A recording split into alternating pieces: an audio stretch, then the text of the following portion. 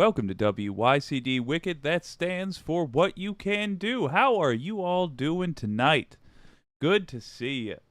We got Wicked Foxy Dragon here. How are you, Foxy? Pinkerbell, hello. Good to see you. Man, if you if the rest of you were over at the Letter Hack a little bit ago, that was a wild stream. It's unfortunate that the guest did not arrive. I think we're going to do this whole thing. We are. It's unfortunate that the guest didn't arrive, but that does happen. And I would say, as maddening as it is, for you know what, I'll do this setup in a moment.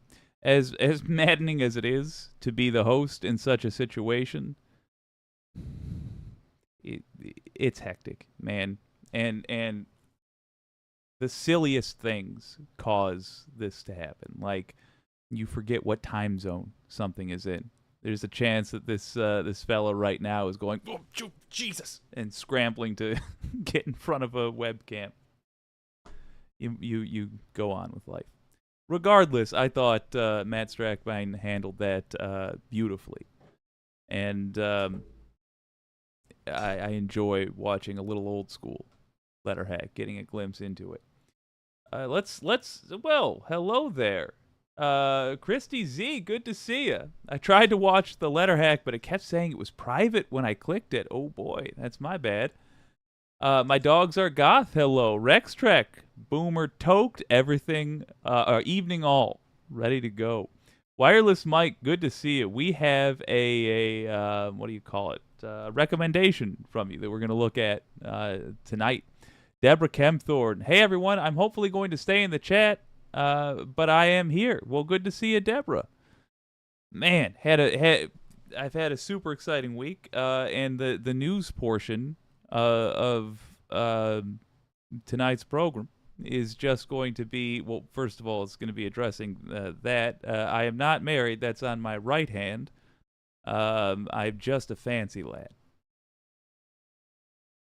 Second of all, Wicked Fight Night is this Saturday. Saturday. I hope you guys will spread the word on social media. I want it to be a thing where, like, if you know, you know. And I don't want to go do a big promotion for it. I want you guys to invite who you want. If you think somebody would have fun watching this kind of thing, or if you just want to try to drag in a bunch of randos, I welcome you to do it. All I'll say is that it's this Saturday. It's at 9 p.m. It's going to star Doug and Paul from the True North Eager Beaver podcast, and they will be debating an issue of their choice on a big sheet that we have pinned up, and they may or may not be in character. I'll tell you this, someone between the three of us is definitely playing a character. Been busting out the costumes for just such an occasion. So that's what's up. On a related note, I'm going to start doing Wicked Wednesdays. What's Wicked Wednesday? It's a Lithuanian snow day. It's a day where I'm going to do whatever I want. Sometimes, and because your old pal's a lazy man, this might be, I might not actually put up content, but I will be working on the show in some capacity. As I was doing art for this thing earlier today, I was realizing it might behoove me to work in some time that is specifically anything goes. It might also be that I simply choose to do the stream at a different time. Lithuanian Snow Day. That's what Wicked Wednesday is. But normally, I assume. Normally, it will just be a regular old show. And that's that. I also welcome suggestions. Pinkerbell, oh dear, hype. Yes, indeed. Deborah Kempthorne, so good to be here with you. Hey, Jake, still having buffering woes. Oh, no. My internet is supposed to be better tonight. We'll see. I've got a good, healthy signal according to OBS, but we shall see. In well, maybe not. In the meantime, I do want to get to the things we were talking about. Let me jump back. All right, well, I'm gonna set up this stream, but not start recording yet. You guys are going to see what we're talking about before I do the introduction. It's a little bit from the Majority Report earlier. Is so deserving of so much more money, which is the broader narrative. How this manufacturing process works. All right. Yep. 320 times the knowledge base strikes. Hold on. Reporting today. Okay, that's a good place. So yes, Oh, Jake. So what we're doing is talking about the UAW strikes a little bit more. This is important in my view because it's going to affect the quality of life for the rest of us. How they do in these strikes will set the tone for the standard job. What is a more standard American job than an auto worker? I honestly couldn't say. It seems to me to be amongst the most classic jobs that we have. Whether you're an engineer or you're working on the line, whatever. It's an industry that dictates a lot of what American life is. And if they are suddenly doing 32-hour work weeks, getting paid $70,000 a year, man, the person who works at the, I don't know, cat assembly plant or whoever makes backhoes, they're going to start asking, why am I living worse than that person? Let's get into it. Earlier today, the Majority Report discussed something that I think is of great value to all of us. It's the UAW strike led by UAW President Shawn Fain, who is, in my opinion, just crushing it, doing a fantastic job. Let's help him out. Here's the Majority Report breaking down the situation as it is thus far.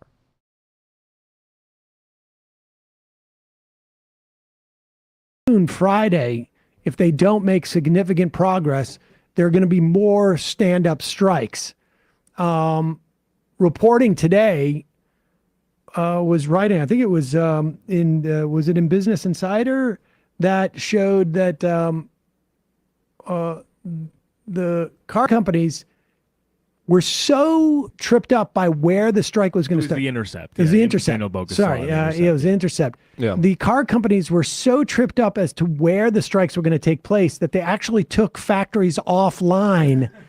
Yeah, mistakenly, and ended up like essentially self-striking. Oh, that's great. They looked in, apparently some information got into trade publications that certain plants were going to be striking, and so they moved like trucks and a whole bunch of stuff from those plants that they thought were going to be striking into other plants.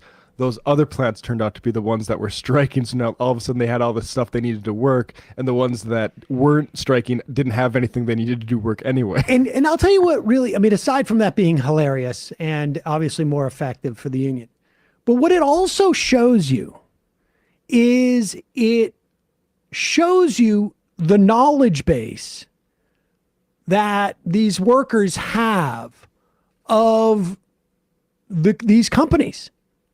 How we are they led to we are led to believe the narrative is there are a bunch of drones that do their job, and if it wasn't for the maestro at the top of the company who was deploying them in the exact way and setting them up so that they worked in the exact way, these mindless little drones would have no value, which is why they don't participate in the success of these companies, which is boom. Is why they can justify in the minds of these CEOs why they get 320 times the pay that any of these little drones do, because you couldn't do what I do. I went to the fancy school where somebody told me the secrets of business, and they whispered into my ear the magic of the industry and of capital, and I learned the old ways and the new.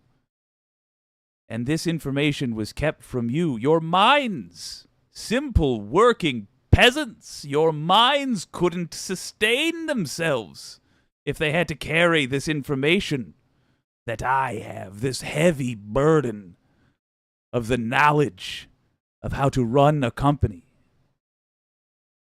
Which is why I deserve, nay, need, require the literal wheelbarrows full of money that I get every month, every week, every day.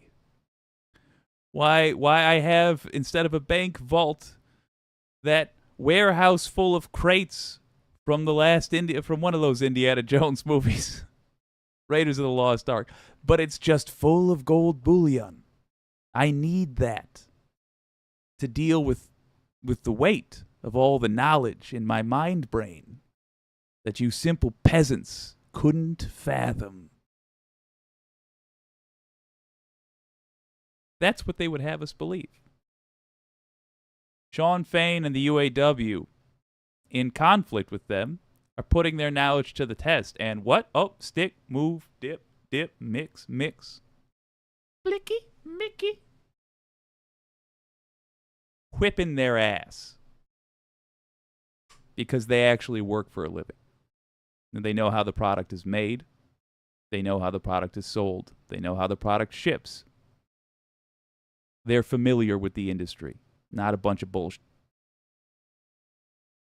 They have put light on the lie that these pampered have earned their ridiculous pay. They have not. They do no work at all that I am frankly aware of.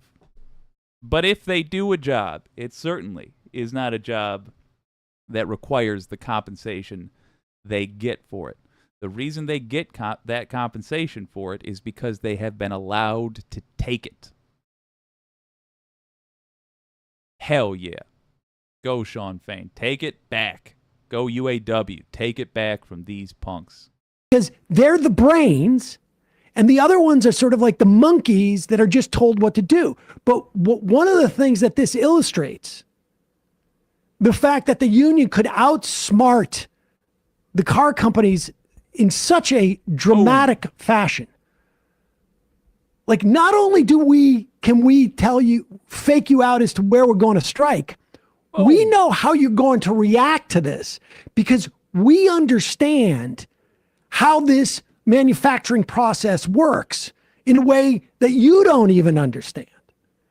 And so it puts to lie the narrative that the C-suite is so deserving of so much more money, which is the broader narrative that we have in our economy, where there's a reason why these CEOs get all this money. It's because they're worth it.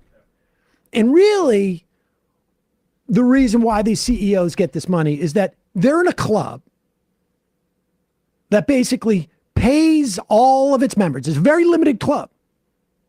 And once you show that you're willing to do that and you can't do that and you're a trusted member of this club, that's where your value comes from. First of all, boom. Second of all, wireless mic. I've got to pause it to read that. You could not fathom the enormity of it, you fools. Yes, that is absolutely what they are saying. Christy Z, men used to say all that to women. Yeah, and it was bullshit then too.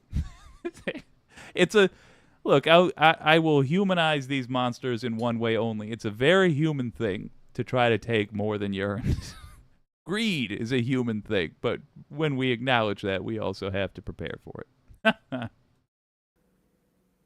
We're going to hire you as a board of directors if you're able to kick back money to us through buybacks and through stock options and whatnot. And then we'll kick that money to you based upon how much you enrich us.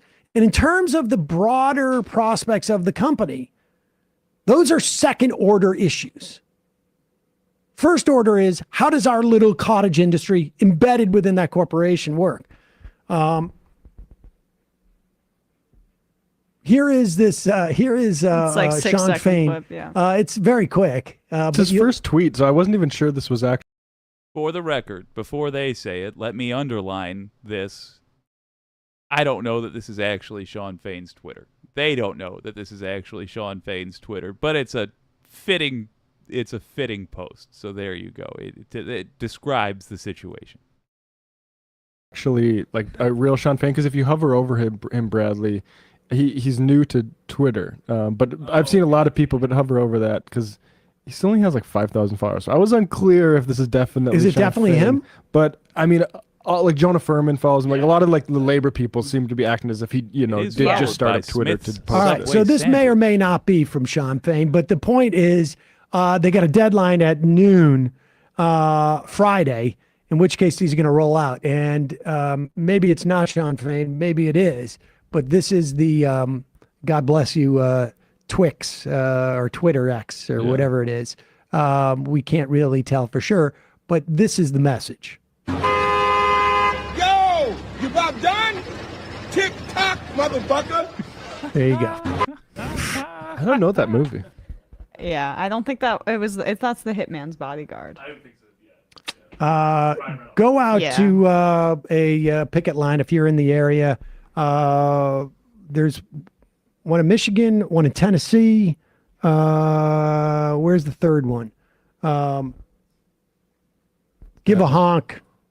Bring him pizza or something like that. And if I was telling this, I know a lot of people got off Twitter because of our boy Elon, but now's a good time to be flooding your local news Facebook comments, Twitter, with pro-union, considered pro-union messages.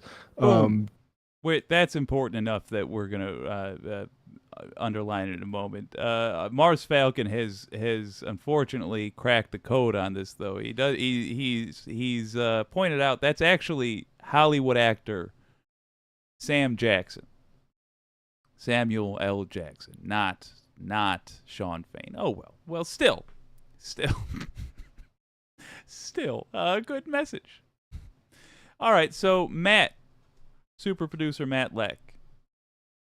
What can we do to support the UAW if we are here exhausted after a long work day?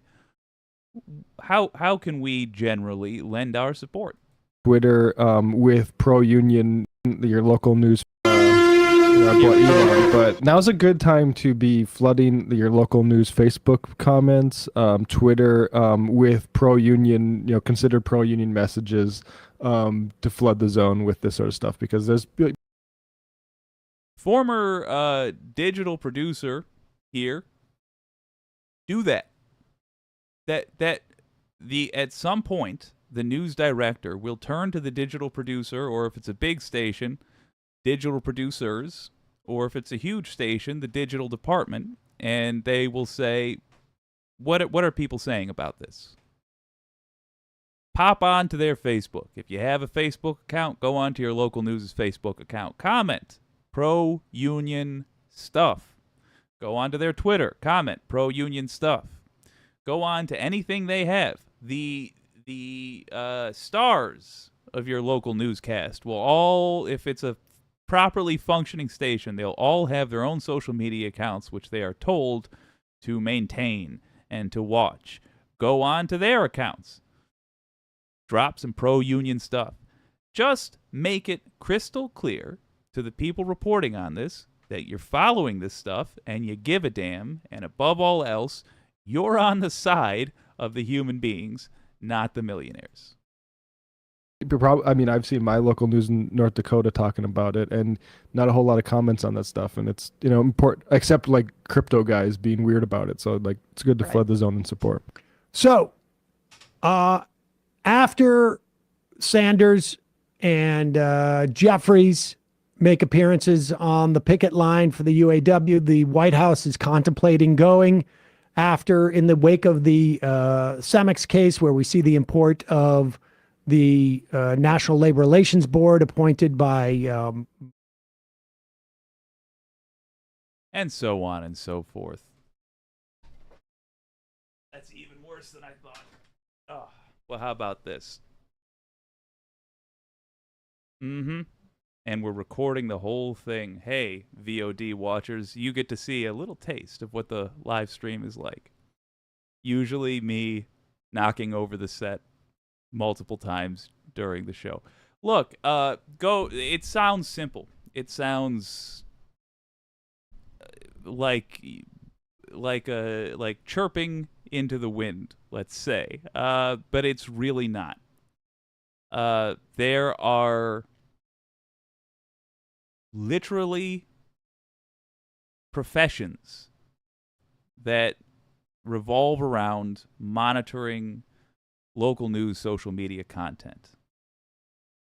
Just so you know how the food chain works in this information age, it goes from a thing happening on the street to the local news covering it, and if it's a popular enough story, or if it's an interesting enough story, or if it matches with what the big cats want to talk about, that then goes up the chain. So your local NBC affiliate, if you see WXYZ, I think they're with ABC around here, let's just stick with ABC. They will then provide that package that they film on the Union or whatever to ABC.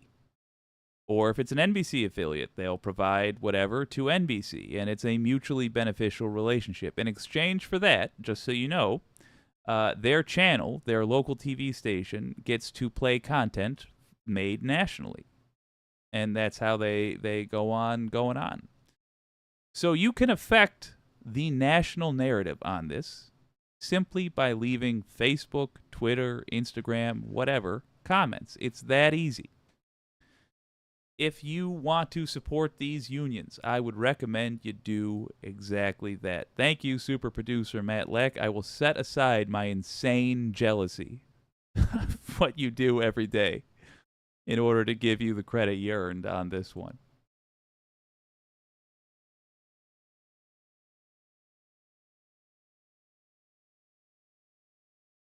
And yes, if I haven't said it before, I am wildly jealous of Matt Leck.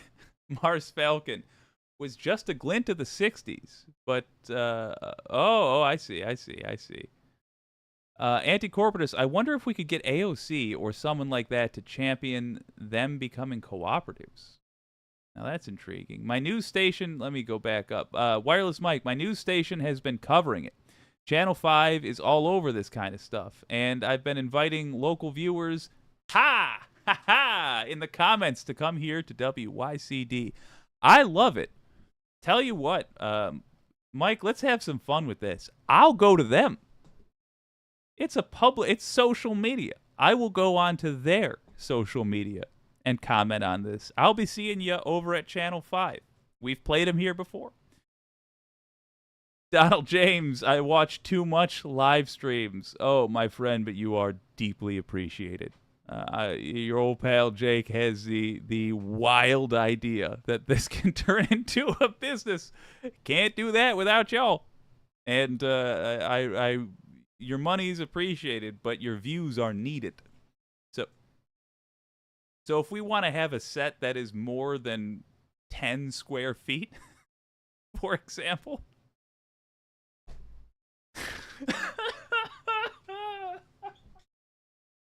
Oh, good Lord. Okay.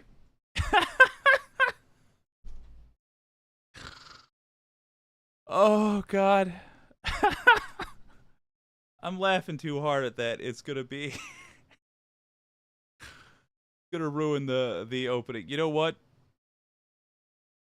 The next segment, the viewers watching the next segment will just have to wonder why I was wheezing going into it. Let me set that up. So sometimes, folks, when you send in comments, I do see them and I don't respond for like a month, and I apologize. That's rude. It's not intentional. It's just what happens. Why does it happen? Because multiple reasons, actually. But the top one usually being I get too angry about it to talk responsibly about it, and that's not something that a mature person should have as a woe, but I am not a mature person. Trying every day, getting there bit by bit. Sometimes I gotta walk away. This is one of those things. This video is More Perfect Union, and I'm doing the intro but not recording it.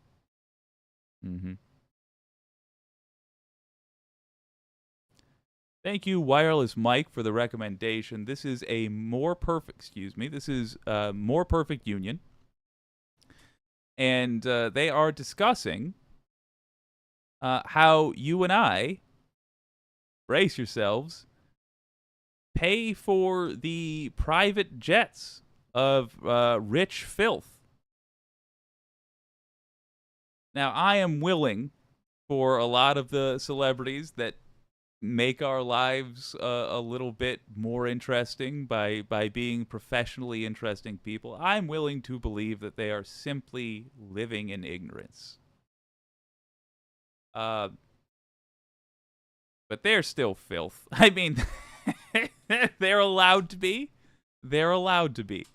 We're not asking them to be saints. We're asking them to be entertaining. I really want to make that clear.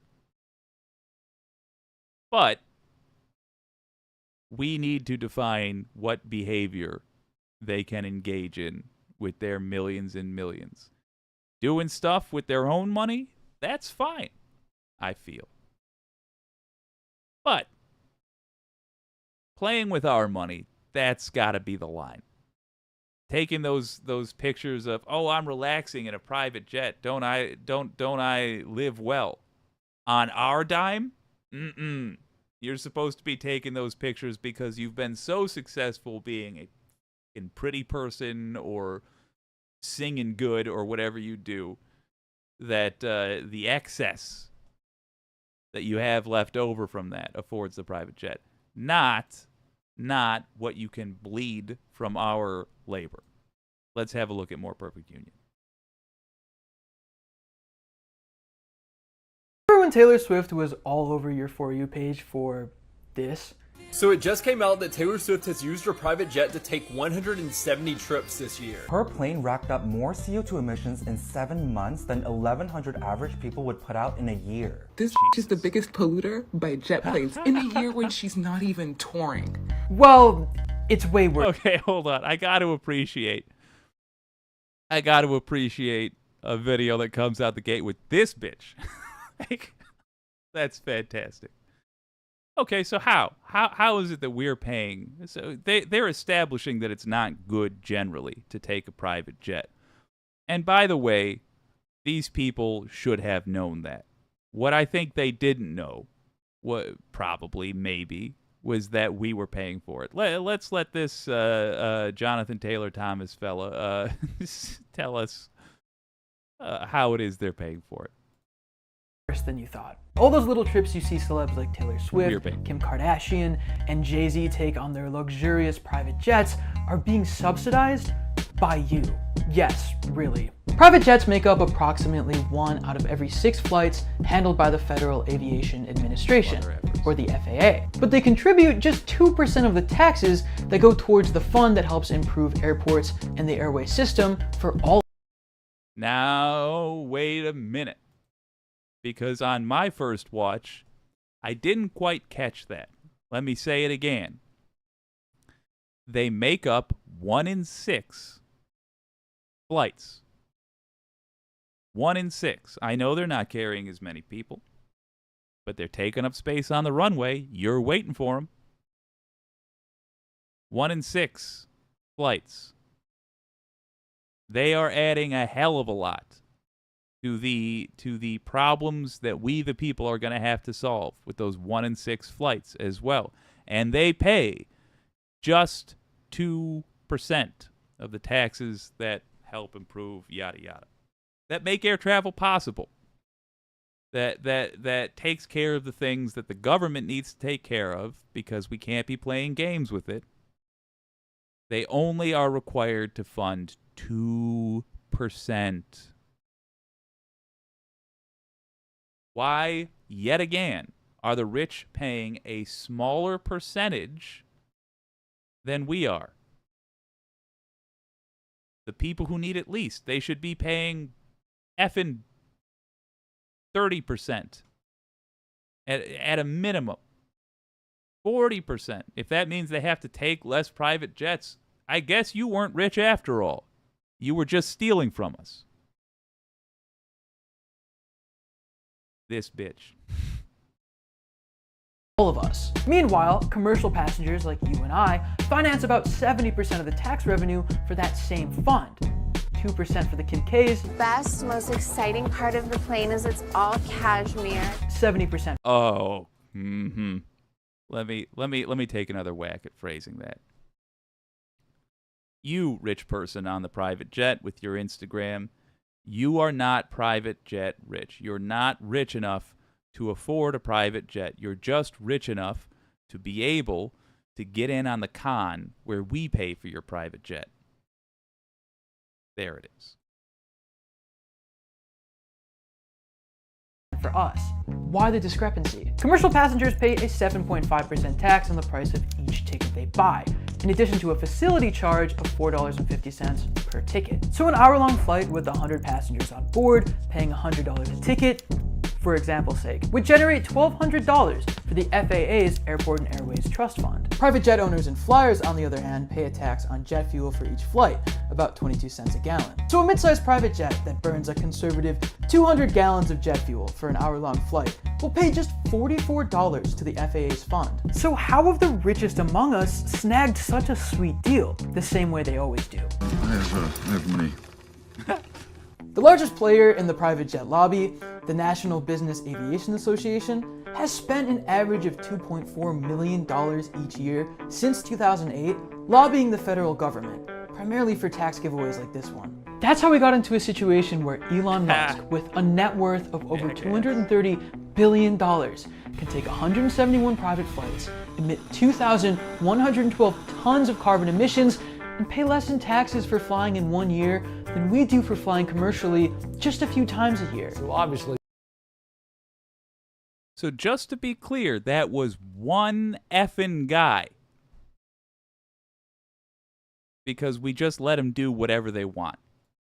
That is, in a nutshell, neoliberalism. When you see, there's this big debate right now. Oh, should we have capitalism? Should we replace it with something else? I am in the camp of we should be slowly replacing it with something else, yada, yada, yada, yada. But there is a separate, more serious, more immediate conversation to be had, which is what kind of capitalism will we have? Neoliberalism, we have learned, ain't it. You cannot decide right by how much money do you currently have. Because if you got that money through a broken system, of course you're going to keep saying the broken system is working just fine.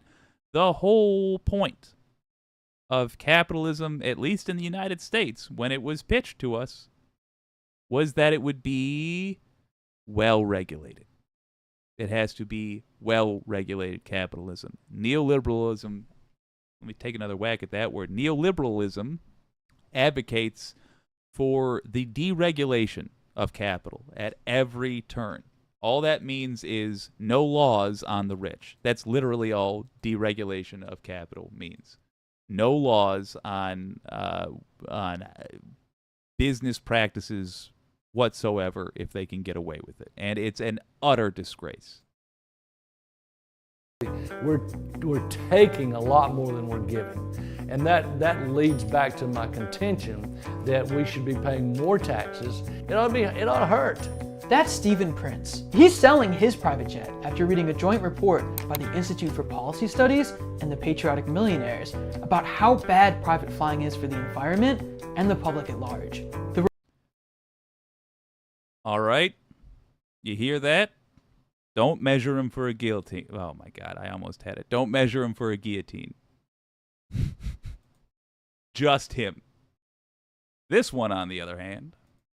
A report found that about 1% of people are responsible for about half of all aviation carbon emissions. It should not be so painless when you're worth $400, $500, $600 million to be able to fly across this country and spew all this carbon into the environment and use up all the infrastructure that you're using, and you're not paying enough to where it hurts a little bit when you get on. Private jets produce 10 to 20 times more carbon emissions per passengers than commercial planes. Even those short hop flights, say a 17-minute flight from Van Nuys in LA to the nearby town of Camarillo, are horrible for the climate, since a great deal of emissions come from takeoff. Right now, the planet is suffering from the warmest temperatures in 125,000 years. And the billionaire fat cats are just paying pennies to enjoy all the privileges of their wealth, but everyone else suffers. Fortunately, actions are wrapping up to ensure that they feel the pain. This summer, Abigail Disney of the Disney Empire took to the Hamptons with 12 organizers to block the entrance of a private airport frequented by the ultra-rich and their jets. Not another billionaire!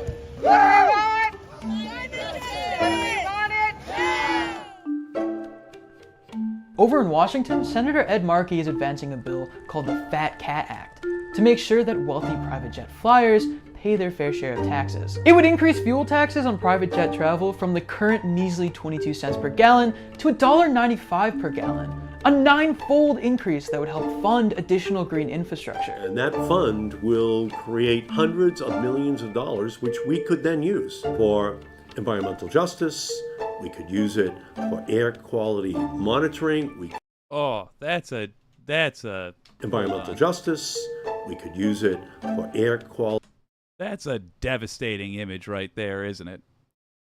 That's the USA in 2023 in a nutshell. Good God. Monitoring, we could use it in order to make sure that we have more mass transit in the United States to reduce the footprint of carbon in our country and on our planet that is created by these billionaires and millionaires in their fat cat private jets. And there's one thing we know, they can afford $2 a gallon. Thus far, they've just been escaping their responsibility for all of the harm which they're causing to every other family in our society and on our planet. Listen, do I think this tax... And they don't care. We'll get back to you in a moment, Jonathan. Really understand this about these people. When you see Taylor Swift make doe eyes at a person suffering from poverty, I think Taylor Swift is a fine musician. I don't need her to give a damn about this thing or that thing. But know that she doesn't give a damn about this thing or that thing. If she really, really, truly, truly did,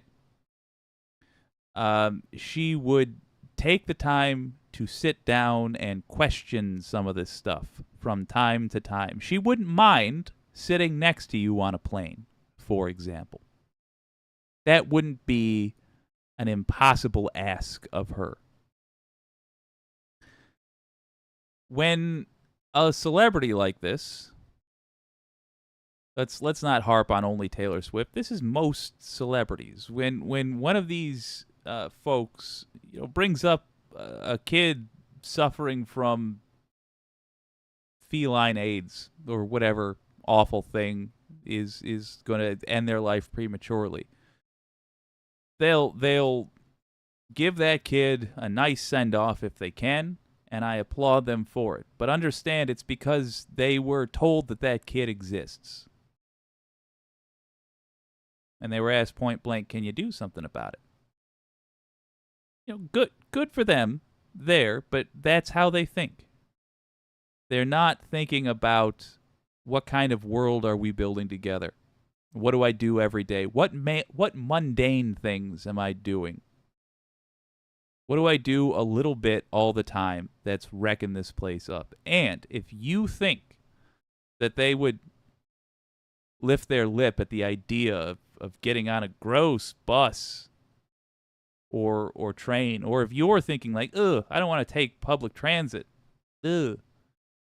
understand that the more people take it, the better it gets. And once upon a time, we had Fancy Dans with three-piece suits enjoying train rides. We had murder mysteries that starred fancy folks on trains because it was a kind of nice experience. And other countries around the world have trains that are a pleasure to be on. They have buses that are a pleasure to be on. There's almost no randos jerking off in front of you. And so, not none, but almost none. And so, for us to get that upgrade, we have to stop allowing the people who bleed us for even more luxury than they already have. First class wasn't enough. They can't even see us on the plane with them when they're boarding and getting off. We have to downgrade that, or at the very least, not fund it ourselves. That simply cannot be allowed to continue. All right, bring us home, Jonathan. Tax increase is enough to stop Kylie Jenner from flying over LA traffic? Probably not. But in the last 20 years, the number of private jets across the world has increased by 133%. And that percentage is only expected to increase from here. I don't know about you, but those numbers don't sit well with me. So I like to look at this as a first step. A first step of many in our effort to disincentivize high flyers and, at the very least, make them pay. To the bill. Boom. Hey, there's already a bill for this. We don't even need to bother our representatives to introduce such a thing. Now we're skipping ahead one. We need them to support this bill. Let me break it down. Tell your representatives you don't want to pay for rich people's private planes anymore. Support the Fat Cat Act. Very easy to remember. The link is in the comments for finding your representatives. Tell them to support the Fat Cat Act. Here's a wild thing. If you're in the South, like Timberland and CeeLo, I would point out that MAGA types might also get on board with this. One thing we have in common with them is that the old guard hates us,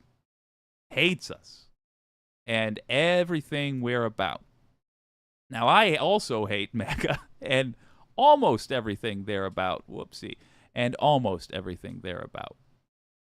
I don't think it's worth trying to sway them to vote for representatives with us at this particular point in time. Maybe in the future we can readdress that conversation. Not in the next year. That doesn't mean we can't work with them. This is a situation where we can work with them. If you have a representative that is, in fact, forget it.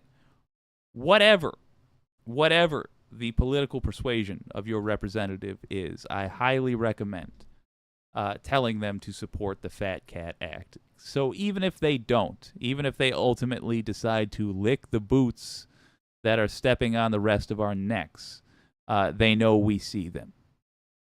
And they're nervous about it. And they downplay how much they do not support it. That, too, has value. Tell your representatives, support the Fat Cat Act. Thank you, Wireless Mike, for the suggestion. Boy, oh boy, let's check out what the Wicked community has to say.